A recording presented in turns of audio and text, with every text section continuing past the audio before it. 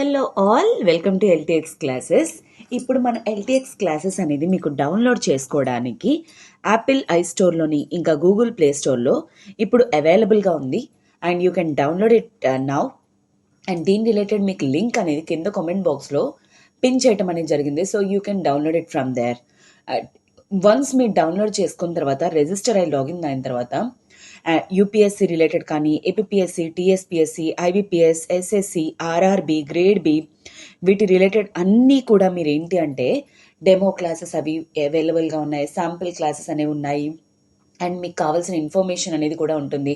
So you can search from there. And తర్వాత మీరు ఏంటి అంటే ఎటువంటి రిలేటెడ్ ఎంక్వైరీస్కైనా సరే ఎల్టీఎక్స్ క్లాసెస్కి కాల్ చేయొచ్చు. ఓకేనా? So please download it from there. And మీరు ఎంత వేగంగా కాంపిటేటివ్ ఎగ్జామ్ క్లియర్ చేయాలి అనుకుంటే మీకు ఎల్టీఎక్స్ క్లాసెస్ అనేది అంత హెల్ప్ఫుల్గా మీకు ఉంటుంది. అండ్ అలానే ఇప్పుడు మన ఎల్టీఎక్స్ క్లాసెస్లోని UPSC GS prelims cum mains 1 year validity programme అనేది స్టార్ట్ చేస్తున్నారు. అండ్ దీని రిలేటెడ్ ఏంటి అంటే కొత్త బ్యాచెస్ అనేవి 1st October స్టార్ట్ చేస్తున్నారనమాట బ్యాచెస్ అనేవి. సో ఎవరైతే యూపీఎస్సీ అనేది డ్రీమ్ అనుకుంటున్నారో మీరు ఇప్పుడు త్వరగా జాయిన్ అయ్యి ఈ ఇనాగరల్ ఆఫర్స్ అనేవి ఉన్నాయన్నమాట ప్రెసెంట్. ఎందుకంటే tomorrow is the last day for offers. Online 30,000 rupees worth course అనేది మీకు ఆఫర్లో ఇప్పుడు 20,000, and offline Visakhapatnam 60,000 rupees worth course అనేది 40,000కి ప్రొవైడ్ చేయడం అనేది జరుగుతుంది. అయితే ఈ ఆఫర్స్ అనేవి కేవలం 30th September వరకు మాత్రమే. 30th September అంటే ఇంకెంత కాదు, రేపటి వరకు అని. మీకు రేపు అయిపోయిందంటే మళ్ళాను యాజ్ లైక్ నార్మల్గానే మీకు ఆఫర్స్ అనేవి ఉంటాయి. సో అందుకే కాల్ 7893899553 ఈ నెంబర్కి కాల్ చేసి మీరు త్వరగా జాయిన్ అయ్యి ఆఫర్స్ అనేవి యూస్ చేసుకొని యూపీఎస్సీ ప్రిపరేషన్ని హ్యాపీగా ఫినిష్ చేయడానికి ట్రై చేయండి. అండ్ అలానే ఇప్పుడు ఎన్సీఆర్టీ ఫౌండేషన్ కోర్స్ అనేది మనకి ఇప్పుడు అవైలబుల్గా ఉందన్నమాట. 6th to 12th క్లాస్ వరకు కూడా అన్ని క్లాసెస్ కూడా మీకు జోగ్రఫీ కానీ, హిస్టరీ కానీ, +1 +2 ఎకానమీ, ఎన్వైర్న్మెంట్ పార్ట్స్ కానీ ఎట్సెట్రా ఇవన్నీ కూడా మీకు అవైలబుల్గా ఉన్నాయి. అండ్ ఫీ వచ్చేసరికి మీకు కేవలం 1 year 5,000 rupees, and life time validity కావాలనుకుంటే 10,000 రూపీస్కే ఉంది.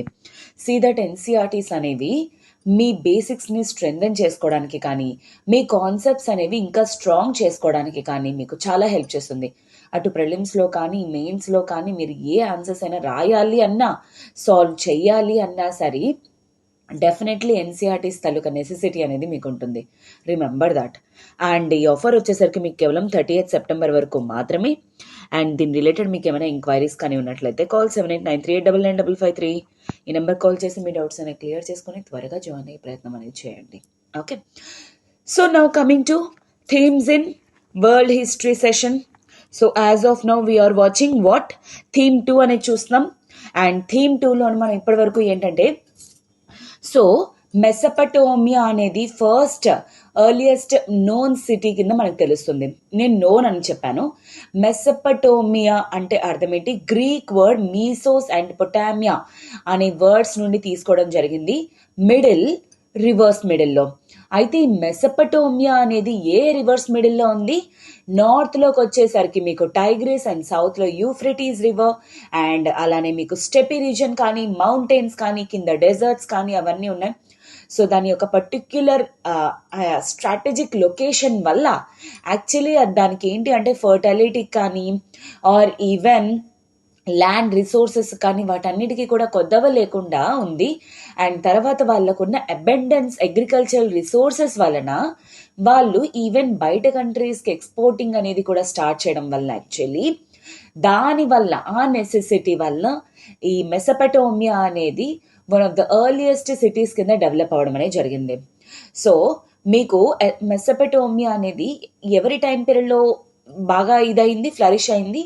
సుమేరియన్. అండ్ స్క్రిప్ట్ వచ్చేసరికి కూడాను సో సిటీ లైఫ్ అనేది లాంగ్వేజ్ లేకుండా పాసిబుల్ అవ్వదు అని చెప్పేసి నిన్న మనం డిస్కస్ చేసుకున్నాం. అండ్ వీళ్ళకున్న స్క్రిప్ట్ ఏంటి? క్యూనిఫామ్. ఇవన్నీ మనం నిన్న డిస్కస్ చేయడం జరిగింది. ఇవంతా కూడా మీకు ఎగ్జామ్లో చాలా చాలా రోల్ అనేది ప్లే చేస్తుంది. Remember that. ఓకే, సో వీటి గురించి ఈవెన్ బైబిల్లో కూడా డిస్కషన్స్ అనేవి ఉన్నాయి. ఏ విధంగా ఫ్లడ్స్ అంటే వాళ్ళకి ఏ విధంగా భయం ఎట్సెట్రా వీటి గురించి.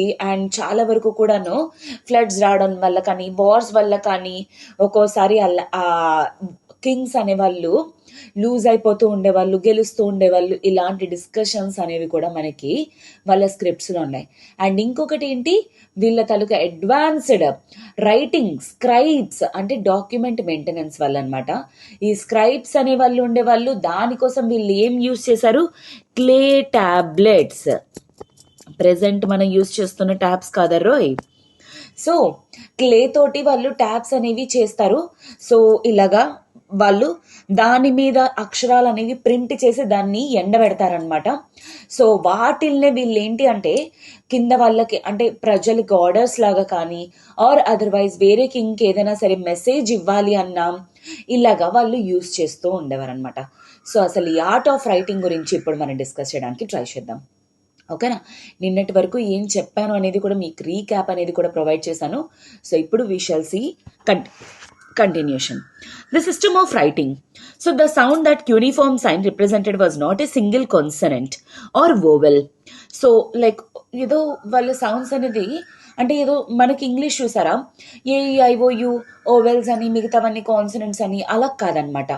వాళ్ళకి ఓవెల్ కాన్సనెంట్ కలిపి కానీ 2 ఓవెల్స్ కానీ 2 కాన్సనెంట్స్ కానీ అలాగా వాళ్ళ లాంగ్వేజ్ అనేది ఉందనమాట. చూసారా, మనం నిన్న చూసాం మా ఎర్ ఫుర్ అనుకొని, బట్ syllables అనమాట.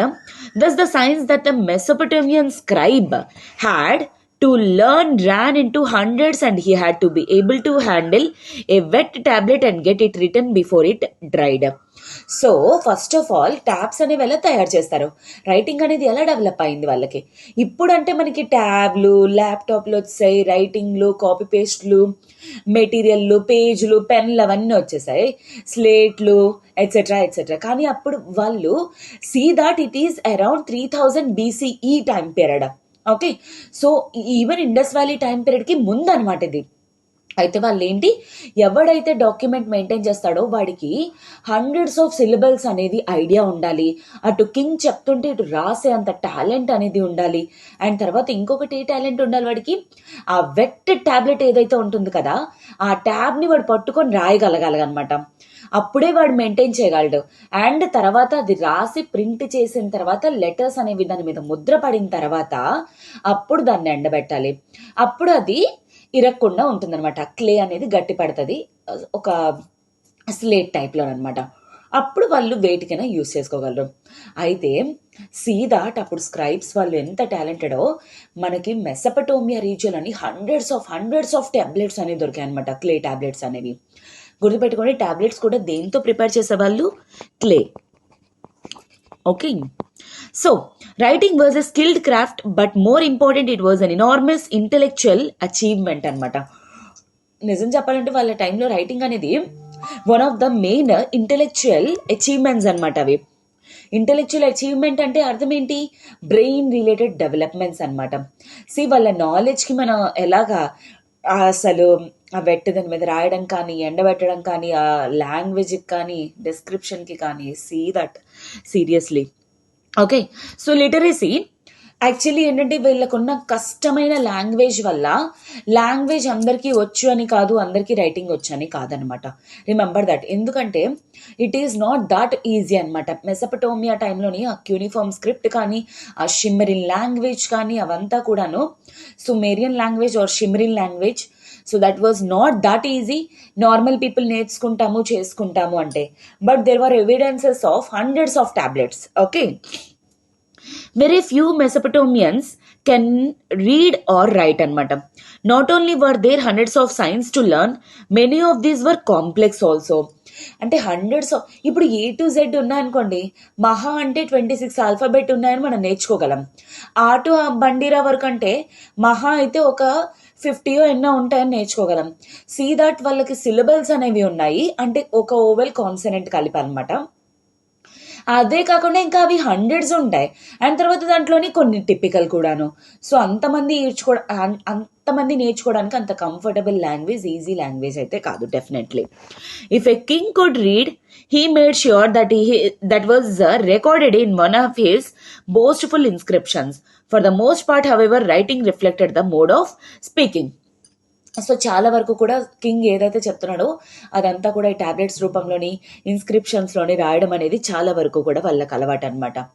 ఎందుకంటే వాళ్ళకి ఇక్కడ మోడ్ ఆఫ్ స్పీకింగ్ అనేది త్రూ రైటింగ్ అనమాట actually.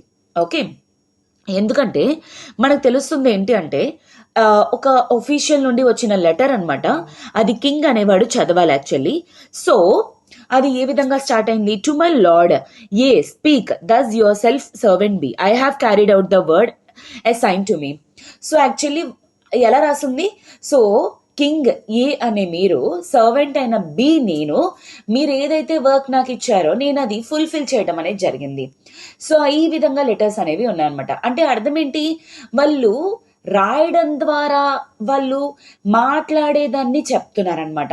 So that was the way of communication అనమాట. అండ్ తర్వాత ఈ విధంగానే సో ఫాదర్ కానీ లేకపోతే ఎవరైనా సరే అలాగే డిస్కస్ చేసుకునే వాళ్ళు, అలాగే రాసుకునే వాళ్ళు అని చెప్పేసి, ఎస్పెషల్లీ కింగ్ దగ్గరకు వచ్చేసరికి ఇలానే ఉంటుండేది అని చెప్పేసి మనకి అంటే ఆ స్క్రిప్చర్స్ చదవడం ద్వారా మనకు అర్థమవుతుంది అనమాట.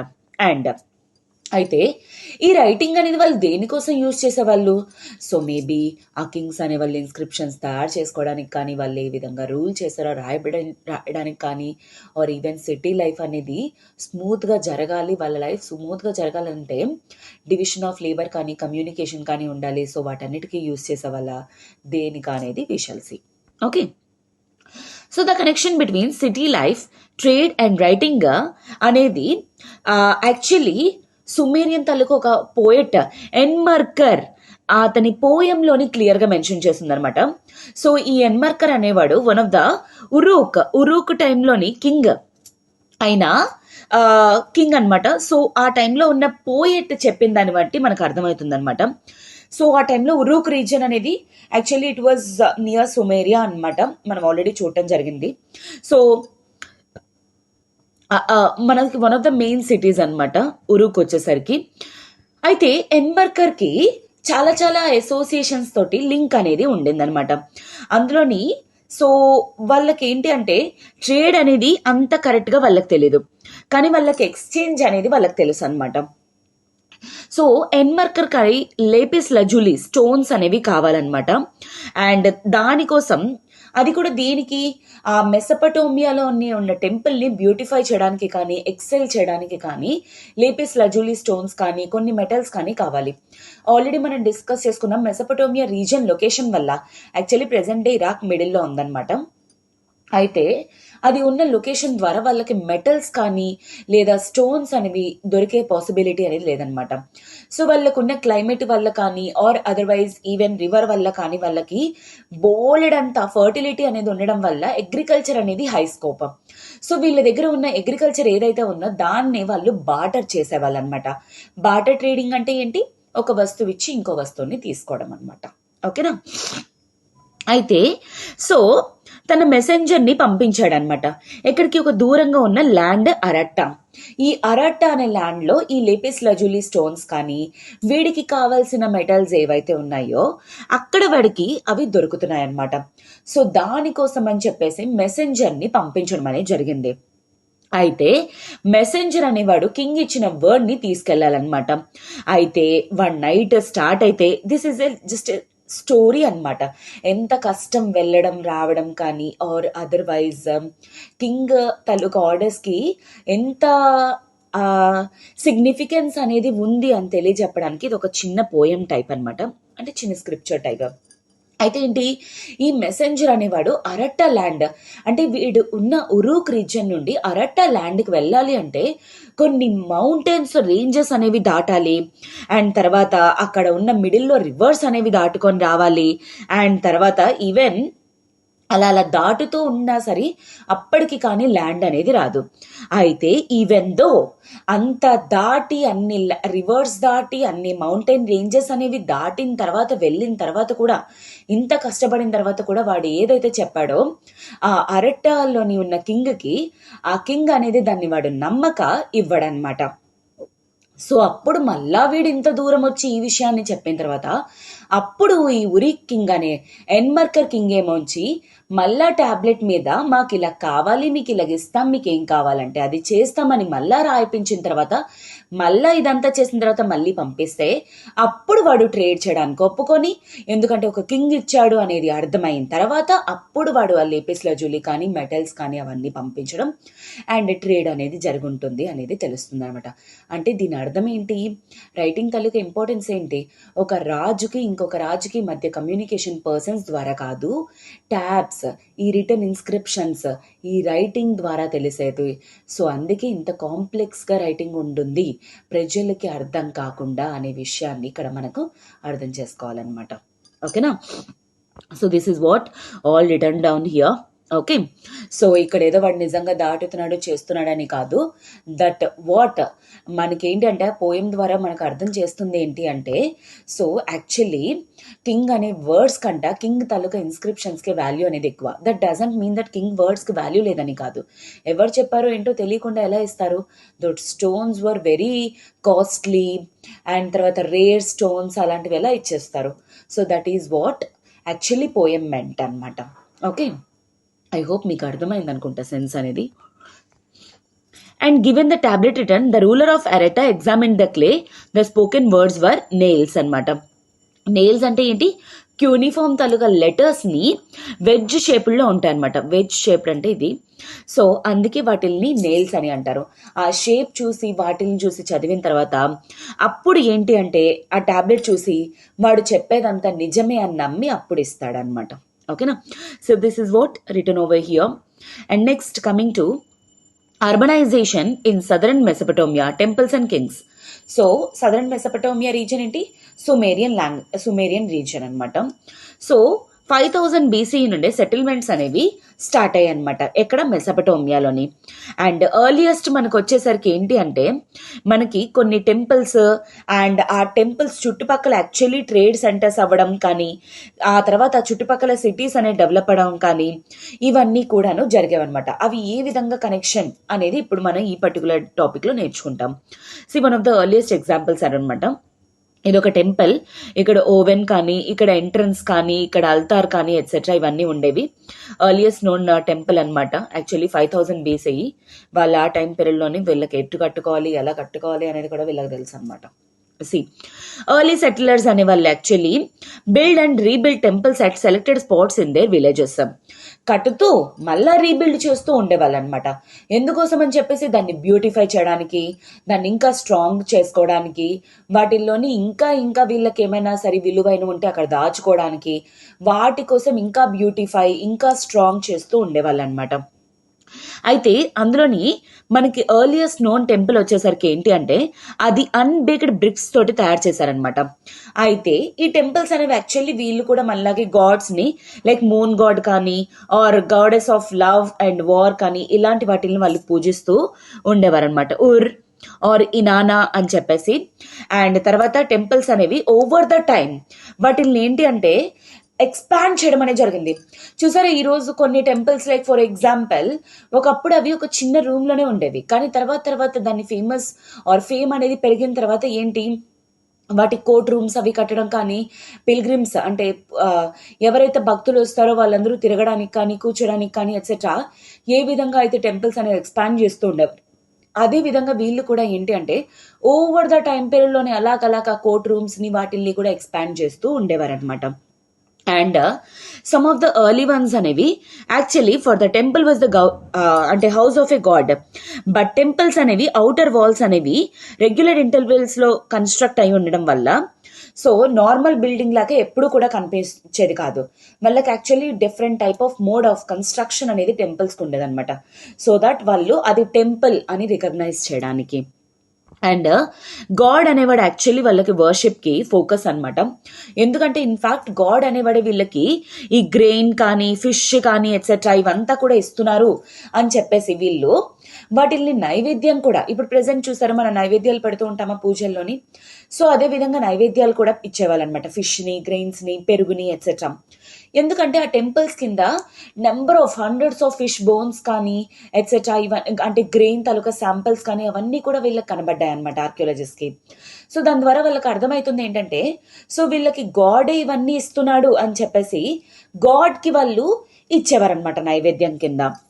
అండ్ గాడ్కి ఈవెన్ థియరిటికల్ పవర్స్ అనేవి ఉన్నాయి. ఇన్ఫ్యాక్ట్ ఆ అగ్రికల్చరల్ ఓనర్ అనేవాడు గాడే అని చెప్పేసి బిలీవ్ చేసేవాళ్ళు అనమాట. ఓకే, సో ఈ విధంగా వాళ్ళు ఏంటి అంటే నమ్మేవారు అనమాట. And even organizer of production at a level above the household, employer of merchants and keeper of written records of distribution and allotment of grains, plow animals, breed, beer, fish, etc. So వీటన్నిటికీ కూడా owner ఎవరు? Single person God అనేది వాళ్ళు believe చేస్తూ ఉండేవారు అనమాట. So ఎవరెవరికి అక్కడ టెంపరీగా ఓనరే తప్ప మొత్తానికి వాళ్ళందరికీ కూడా ఓనర్ అనే వాళ్ళు ఎవరు? గాడ్ అని చెప్పేసి వాళ్ళు బిలీవ్ చేస్తూ ఉండేవారు అనమాట. సో అండ్ అలానే in spite of natural fertility agriculture was subject to hazards. So actually Tigris and Euphrates river వల్ల ఆ అగ్రికల్చరల్ ల్యాండ్కి ఫర్టిలిటీ అనేది చాలా ఎక్కువే. కానీ at the same time different time పీరియడ్స్లోని ఈ న్యాచురల్ హజార్డ్స్ అనేవి అంటే అర్థం ఏంటి? లైక్ ఫ్లడ్స్ కానీ సైక్లోన్స్ కానీ ఎట్సెట్రా ఇలాంటివన్నీ కూడా వస్తూ ఉండేవన్నమాట. ఓకే, సో ఆ తర్వాత ఏంటి, ఎప్పుడైనా వస్తే ఆ యూఫ్రటిస్ రివర్ అనేది నిండిపోయిన తర్వాత ఛానల్స్ లాగా బయటకు వస్తూ ఉండేదన్నమాట. సో ఒక్కోసారి ఆ వాటర్ అనేది చాలా ఎక్కువైపోయిన తర్వాత ఏంటి, సో ఒక్కోసారి వాళ్ళకి ఆల్ టుగెదర్ క్లైమేట్ అనేది వాళ్ళు అక్కడ నుండి ఆ ప్లేస్ అనేది ఖాళీ చేసి ఇంకో ప్లేస్కి వెళ్ళిపోవడం అనేది కూడా జరిగేదన్నమాట. ఎందుకంటే ఆర్కియలాజికల్ రికార్డ్స్ అనేవి ఉన్నాయి దట్ ఆ విలేజ్లో ఉన్న పీపుల్ ఎప్పటికప్పుడు వాళ్ళు రీలొకేట్ అవుతూ ఉండేవారు అనమాట మెసపటోమియాలని.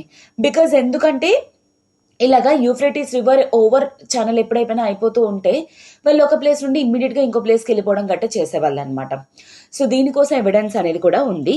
సో అండ్ కొన్నిసార్లు ఏంటి అంటే ఇది మ్యాన్ మేడ్ ప్రాబ్లం అని, లేదా కొన్నిసార్లు అది న్యాచురల్ హజార్డే అని చెప్పేసి వాళ్ళు అనుకుంటున్నారు. బట్ ఏంటో రీజన్ అనేది మనకు తెలియదు. ఓకేనా? అండ్ తర్వాత ఎవరైతే అప్ స్ట్రీమ్లో ఉండేవారో even this is one of the earliest temple అనమాట. 3000 BCEలోని ఓపెన్ కోర్ట్ యార్డ్స్ కానీ or otherwise in and out ఎలా లోపలికి రావాలి, ఎలా బయటికి వెళ్ళాలి అనేవి కూడాను మొత్తం లింకేజెస్ అనేవి ఇక్కడ ఉన్నాయి. ఓకేనా? So that is what given there. And ఈ ఛానల్స్ అనేవి ఎప్పుడైనా సరే డైవర్ట్ అయిపోయి సో మచ్ వాటర్ అనేది ఈవెన్ ఫీల్డ్స్లో కూడా రావడం అనేది జరిగింది. అండ్ తర్వాత అప్ స్ట్రీమ్లో అంటే ఇక్కడ యూఫ్రటిస్ రివర్ ఉందనుకోండి, అప్ స్ట్రీమ్లో వాటర్ అనేది ఎక్కువైపోయి ఇక్కడ ఫీల్డ్ అంతా కూడా పాడైపోతూ ఉండేది. అండ్ డౌన్ స్ట్రీమ్లోకి వాటర్ అనేది ఎంటర్ అయ్యేది కాదనమాట. సో దానివల్ల ఏంటి, సిటీలోకి వాటర్ అనేది కూడా వచ్చేది కాదు.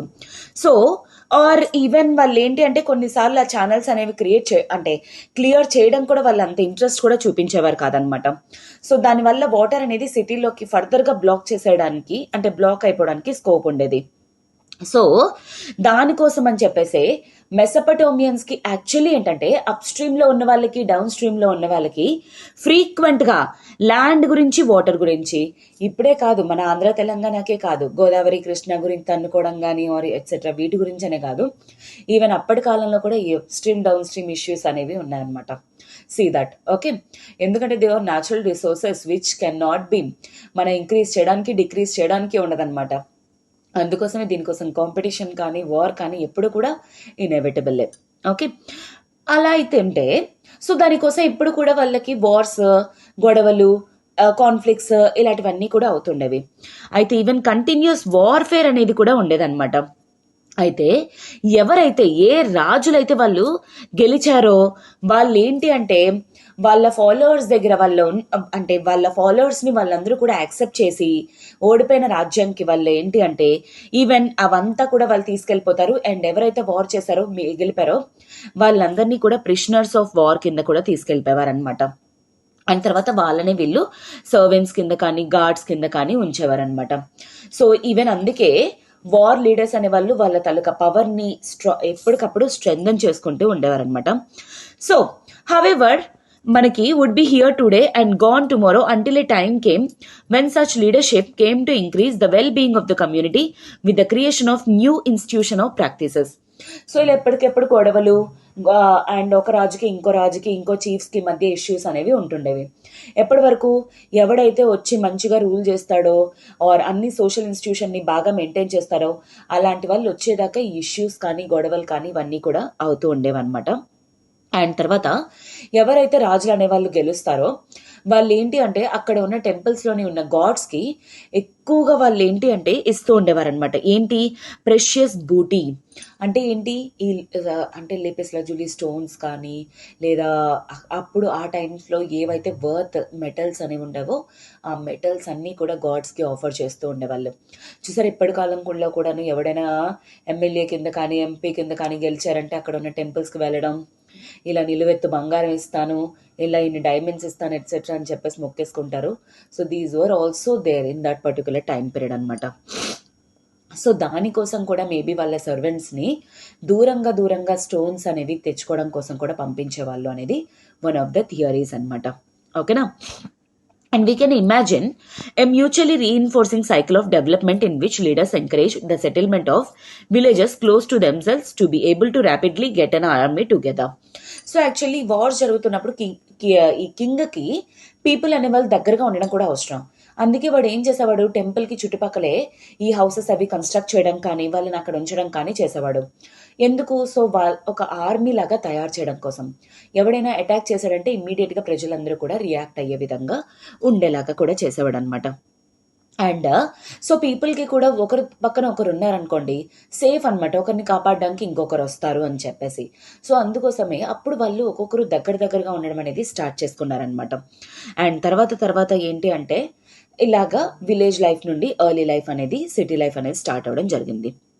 అయితే సో ఈ విధంగా మనకి ఎక్కడ దొరికింది? ఉరూక్ రీజియన్లోని one of the earliest temple towns అనమాట.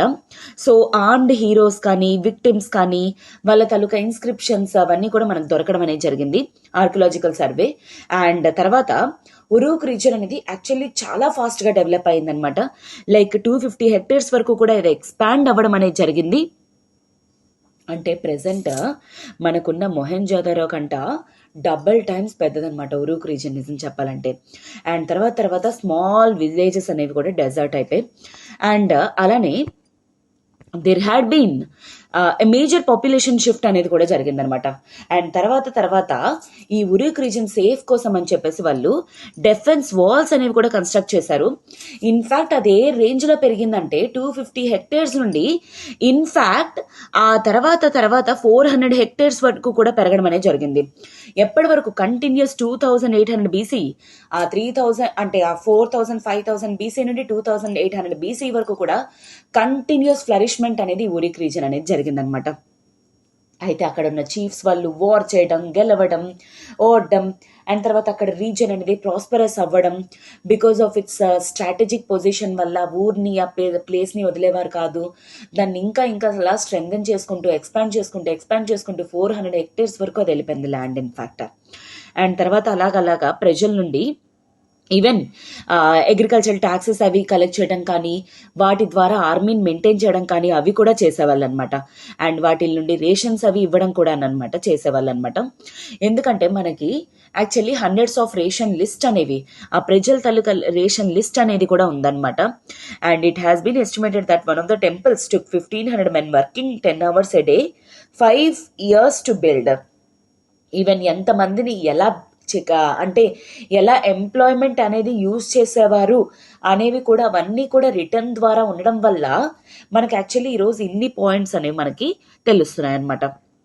అయితే ఈవెన్ ప్రజల్ని రూల్ చేసేవాళ్ళు కూడా అనమాట ఈ రూలర్స్ అనేవాళ్ళు. సో అంటే బ్రిక్స్ని తయారు చేయడం కానీ మెటల్స్ని ఓర్స్ని వాటిని తయారు చేయడం కానీ తవ్వడం కానీ ఎట్సెట్రా ఇవంతా కూడా చేసేవాళ్ళు అనమాట. అండ్ తర్వాత దూరం డిస్టెన్స్ నుండి ఆ స్టోన్స్ అవి కాస్ట్లీ స్టోన్స్ కానీ అవన్నీ తీసుకురమ్మని చెప్పడం ఎట్సెట్రా ఇలాంటివన్నీ కూడా చేసేవాళ్ళు. ఆ తర్వాత బ్రాంజ్ టూల్స్ అనేవి ఎగ్జిస్టెన్స్లోకి వచ్చాయన్నమాట. ఈవెన్ వీళ్ళు తర్వాత వీటిల్ని అంటే మెటల్స్ అవి తయారు చేయడానికి కానీ వాళ్ళు యూజ్ చేసే క్రాఫ్ట్స్ అవి కానీ ఈ బ్రాంజ్ని కూడా యూజ్ చేసేవాళ్ళు. అండ్ తర్వాత ఈవెన్ బ్రిక్స్ అనేవి కూడా ఎలా ఏ విధంగా అంటే కాల్చిన బ్రిక్స్ అంటారు చూడండి, బర్న్ట్ బ్రిక్స్ అనేవి. సో అంటే స్ట్రాంగ్గా ఉండడానికి అనమాట, బేస్ అనేది, హౌసెస్ అనేవి ఎట్సెట్రా.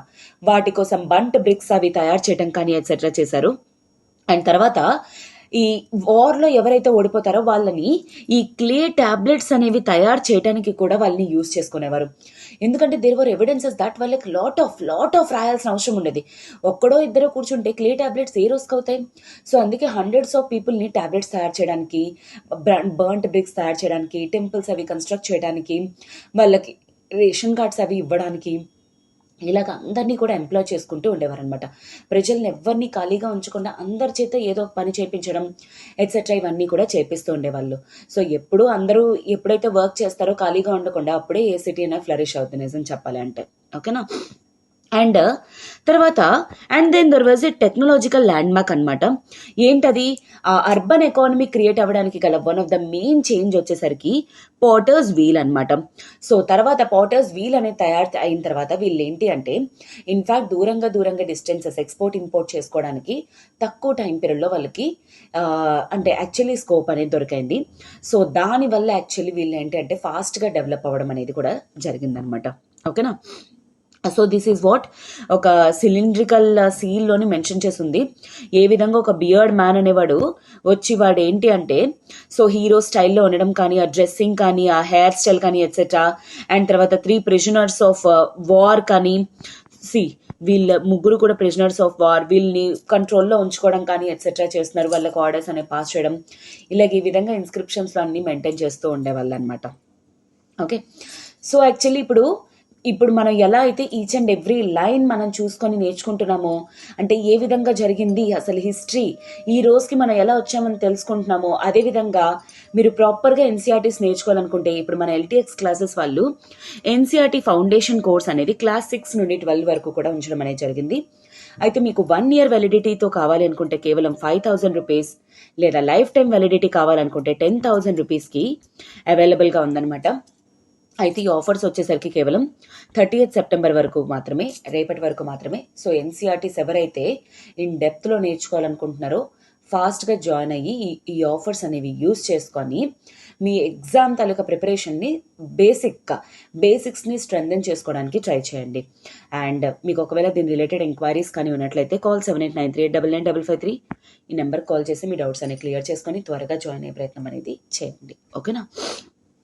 అండ్ సో ఇది వన్ ఆఫ్ ద సీల్స్ అనమాట, మనకి దొరికిన 5 సీల్స్.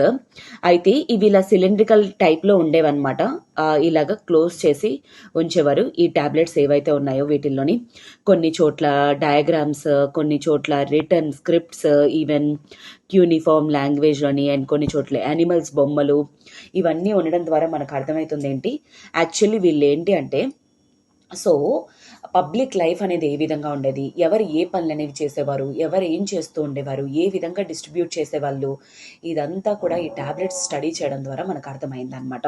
ఓకేనా? So this is what the advancement అనమాట. నెక్స్ట్ వచ్చేసరికి ఈ సిటీలో లైఫ్ అనేది ఏ విధంగా ఉండింది ఎట్సెట్రా అనేది చూసే ముందు మనం ఏంటి అంటే tomorrow we shall continue this topic and I'm ending up this session for today.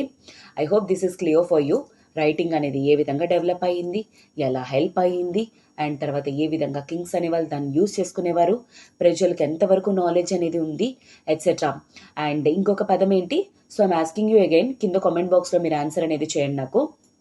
ఎవరైతే డాక్యుమెంట్స్ మీద రాస్తారో, అంటే క్లే టాబ్లెట్స్ మీద ఎవరైతే ఆ లెటర్స్ అనేవి మింట్ చేస్తారో వాళ్ళని ఏమంటారు అనేది నాకు కింద కామెంట్ బాక్స్లో మెన్షన్ చేయండి.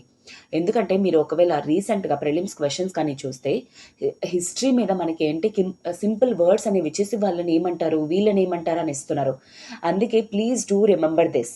ఓకేనా? ఇక్కడ మిగతా పదాలన్నీ మనకు అర్థమవుతున్నాయి, కానీ ఈ వర్డ్ మనకు కొంచెం టిపికల్గా ఉంటుందన్నమాట. సో మీకు ఒకవేళ ఆన్సర్ కానీ తెలిసినట్టయితే కింద కామెంట్ బాక్స్లో మెన్షన్ చేయండి. అండ్ మీకు ఆన్సర్ తెలుసు అంటే ప్రాపర్గా ఫాలో అవుతున్నారని మీకే అర్థమవుతుంది. ఓకేనా? This is it for today students. Have a good day. All the very best for your preparation. And again I'm telling you, please మీ బేసిక్స్, ఎన్సీఆర్టీస్ బేసిక్స్ని స్ట్రెంథెన్ చేసుకోవడానికి ట్రై చేయండి before giving prelims and mains. That will play like, అంటే once మీరు NCERTs నేర్చుకోవడం అర్థం చేసుకుంటే అవి ఏ విధంగా ఎగ్జామ్లో రోల్ ప్లే చేస్తుందనేది మీకే అర్థమవుతుంది. ఓకేనా? Take care students, all the very best. Tomorrow we shall meet again. Till then have a good day, take care.